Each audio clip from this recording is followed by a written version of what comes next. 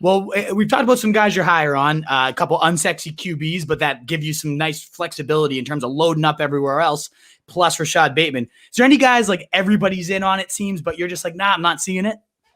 Yeah, I mean, I'll take a different spin on this question. It's not that I'm not seeing it, but one thing that I do in Dynasty, and this is how I've basically printed money for 3 years running, is whenever a wide receiver gets into the conversation for Dynasty wide receiver one overall, I'm looking to pivot, right? So, contrary to popular belief, like when everyone says sell, that it's not easy to sell that player because of the reason why everyone's trying to sell them, because they're not very good. So in Dynasty, for me, like I'm trying to pivot off of like good assets that I think have peaked in value for other assets that I think haven't peaked and have a strong ascension. So, guys like DK Metcalf, right? Who everyone has like, had consensus Dynasty wide receiver one, probably 3 or 4 weeks in the season when he was lighting it on fire. Or even a Justin Jefferson, who's just incredible, rookie production, all-time producer. Or AJ Brown, who a lot of people have as their wide receiver one. Those guys in my leagues, I'm very open to trading all of them.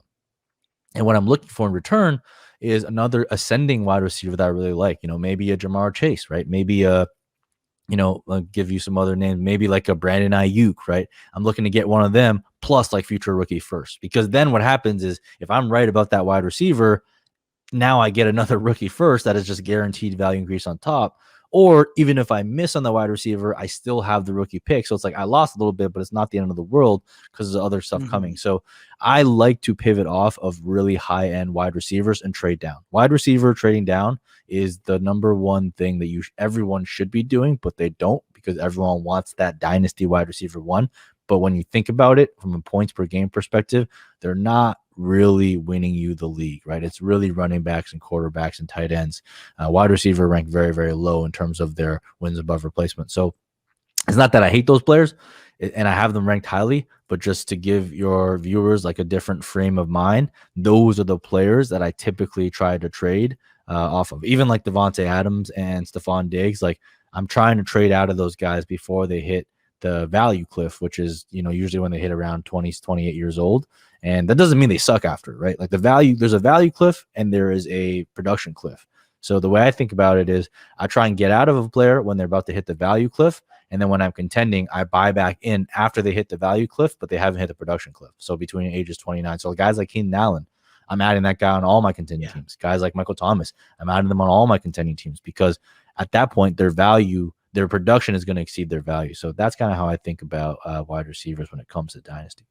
That's really interesting. And I noticed that when I was looking at your rankings again on patreon.com/rpack, if I'm not mistaken, you had like 15 to 18 like quarterbacks and running backs before you had your first receiver. Yeah. And the more you talk, though, it makes sense. Like you hear everyone, well, receivers last longer shelf life. You need those guys to be your cornerstone.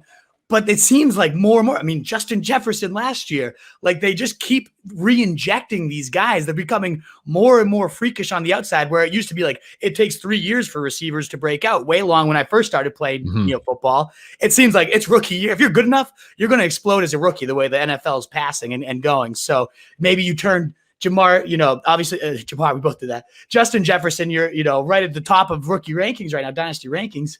You move him right now where it's peak again. You don't want to get rid of this guy, but maybe that gives you an outlet to Jamar Chase plus whatever else you yielded with that value. It makes sense, especially that wins above that replacement. The scarcity at running back and quarterback and super flex leagues versus receiver position, and the way they keep replenishing talent at that position. It does seem counterintuitive because receivers do seem to be like the dynasty cornerstones, but there's just a lot of them compared to the dynasty cornerstone running backs and quarterbacks and super flexes. So. Yeah, don't get me wrong. You definitely want to build around wide receivers because you need them, right?